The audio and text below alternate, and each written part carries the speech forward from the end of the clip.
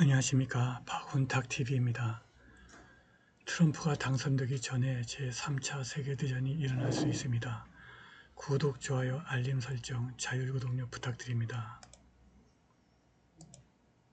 세르게이 라브로프 러시아 외무장관이 러시아는 핵전쟁을 일으키고 싶어 하지 않으며 우크라이나 갈등이 격화된다는 경고가 핵무기 사용 의도로 묘사되는 것은 부적절하다고 생각한다고 말했습니다.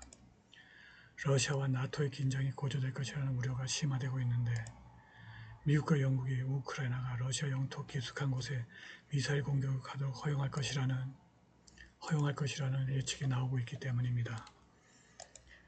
푸틴은 이달 초 그러한 허용이 서방이 갈등에 직접 개입한 것으로 간주될 것이며 적절한 대응이 있을 것이라고 경고했습니다.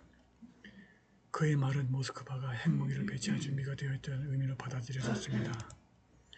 스카이뉴스 아라비아와 인터뷰에서 라브로프는 이것이 사실인지에 대한 질문을 받았습니다. 라브로프는 러시아가 우크라이나 정권 뒤에 있는 미국과 서방 동맹국들에게 심각한 결과를 초래할 무기를 보유하고 있지만 그것을 사용하고 싶어 하지 않는다고 답했습니다. 우리는 우리의 평가와 진술이 의사결정을 내리는 똑똑한 사람들의 귀에 들어갈 것이라는 사실에 기대어 레드라인에 대해 이야기합니다. 내일 누군가가 우리가 요구하는 것을 하지 않으면 붉은 버튼을 누를 것이라고 주장하는 것은 부적절합니다 라고 말하면서 장관은 서방의 의사결정권자들이 이를 이해한다고 믿는다고 덧붙였습니다. 아무도 핵전쟁을 원하지 않기 때문입니다.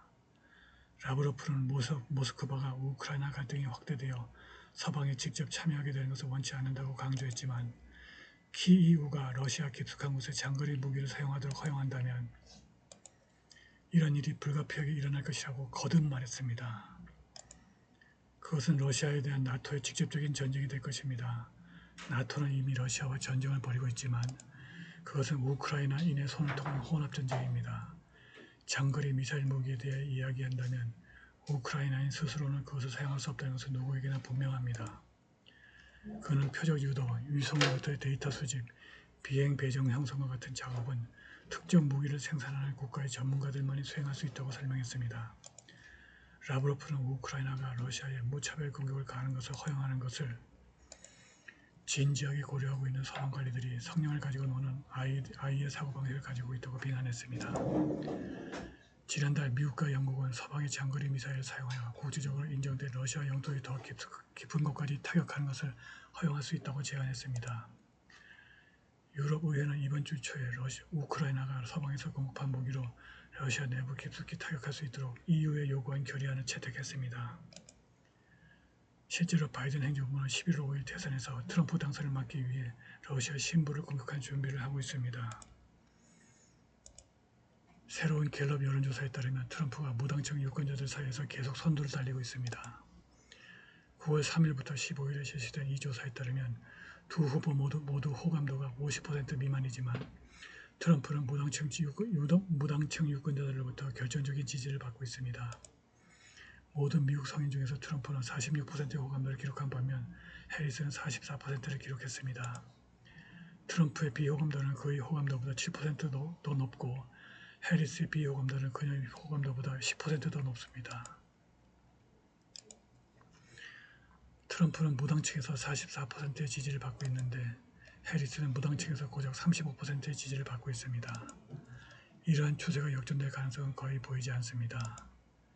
이 9포인트 차이는 특히 변동이 심한 주와 미정 유권자들에게 중요한 요인이 될 수 있습니다. 트럼프 당선이 매우 유력합니다. 무당층 유권자에서 이러한 리드는 트럼프가 백악관을 되찾으려 할 때 그의 손에 숨겨진 에이스일 수 있습니다. 해리스는 후보 지명을 받은 초기 상승 이후 호감도가 하락한 반면 트럼프는 지난달 이후 호감도가 5% 회복되어 6월의 평가와 동일한 수준으로 돌아왔습니다.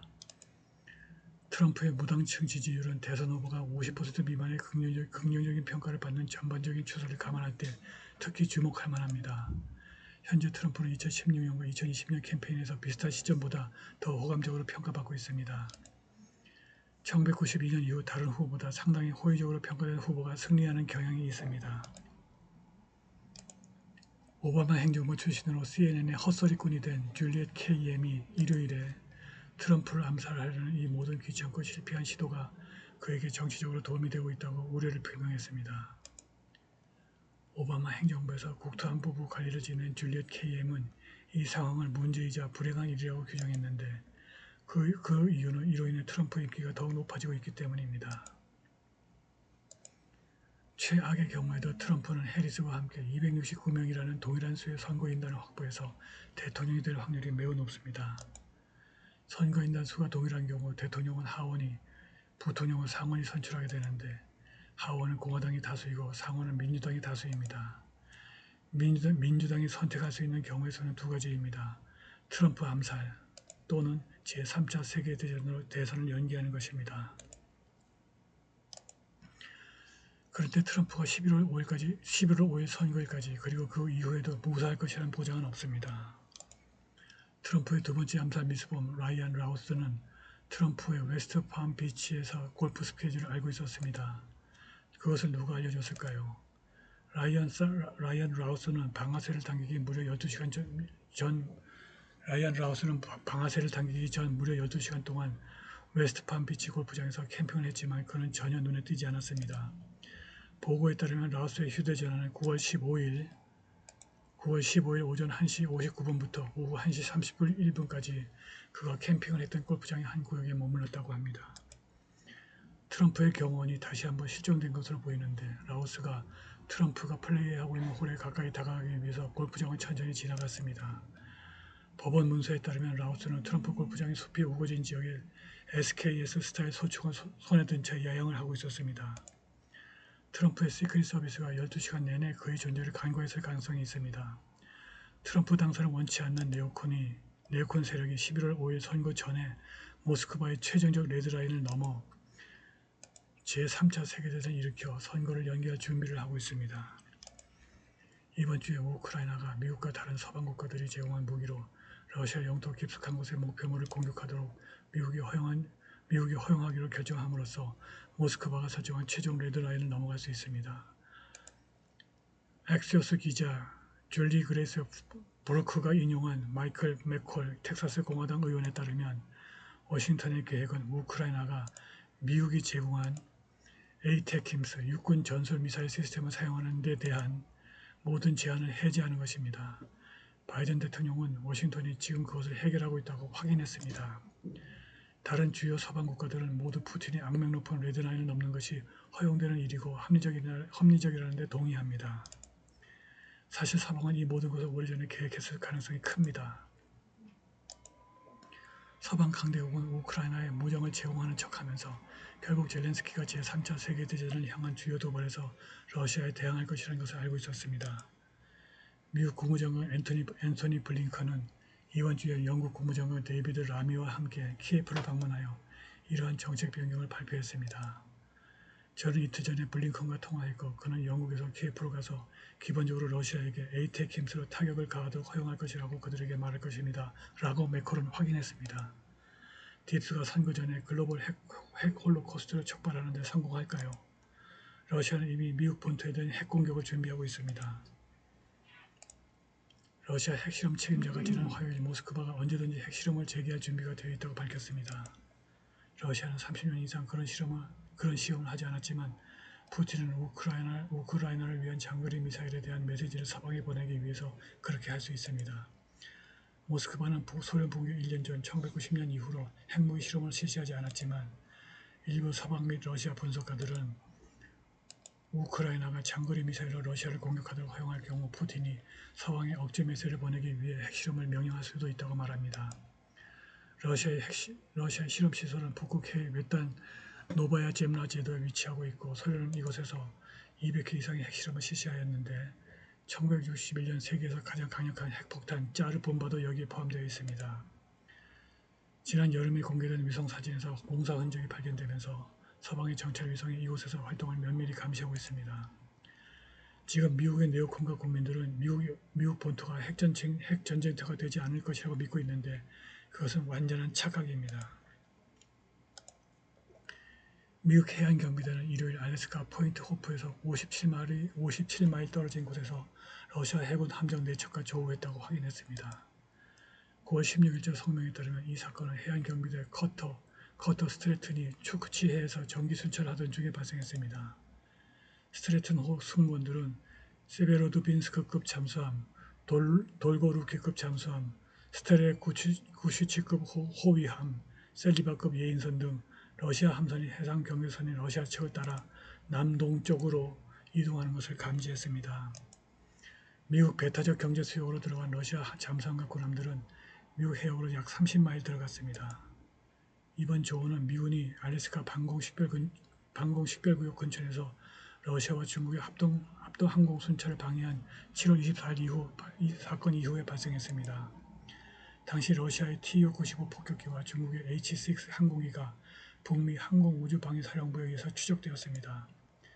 군사분석가이자 대만 국방안보연구소 소장 수주위는 에포크타임스와 인터뷰에서 폭격기의 공동 배치는 중국과 러시아의 잠재적 영향력을 뚜렷하게 보여줄 뿐만 아니라 그들의 의도에 대한 우려를 불러일으킨다고 말했습니다. 만일 미국이 우크라이나가 ATACMS로 러시아 본토 깊숙한 곳을 공격하도록 허용한다면 미국 해안은 러시아의 핵 어뢰 폭발로 인해 거대한 방사능 쓰나미를 만나게 될 것입니다. 푸틴은 우크라이나에 미사일이 배치되면 나토 인원이 발사할 것이며 러시아 영토 위에 있는 미국산 위성에서 오는 표적 데이터를 삽입할 것이라고 지적했습니다.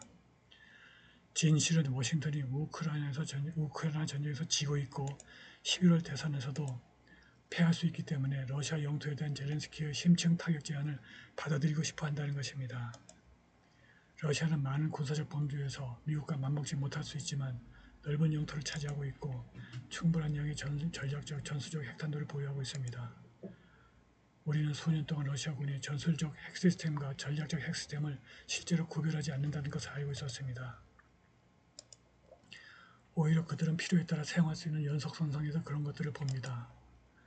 이는 러시아가 미국 대륙 목표물의 ICBM과 잠수함 IRBM을 발사할 수 있다는 것을 의미합니다. 워싱턴은 미국이 러시아 극초음속 미사일의 핵공격을 막을 수 있는 유효한 방공망이 거의 없다는 것을 이해해야 합니다. 미국 주재 러시아 대사 아나톨리 안토노프는 금요일 러시아 24 채널에서 크레물린의 기존 경고에 더해 미국 지도부와 국민이 환상에 빠져 있는 것을 매우 우려한다고 말했습니다. 그것은 미국인들이 갈등이 일어나더라도 그것이 미국 영토로 번지지 않을 것이라고 생각하는 것 같다고 말했습니다. 안토노프는 이런 상상할 수 없는 일이 일어난다면 미국인들은 핵전쟁으로부터 숨을 수 없다고 강조하며 계속했습니다. 저는 미국인들이 이 바다 뒤에서 버틸 수 없을 것이라는 한 가지 명제를 그들에게 끊임없이 전달하려고 노력하고 있습니다.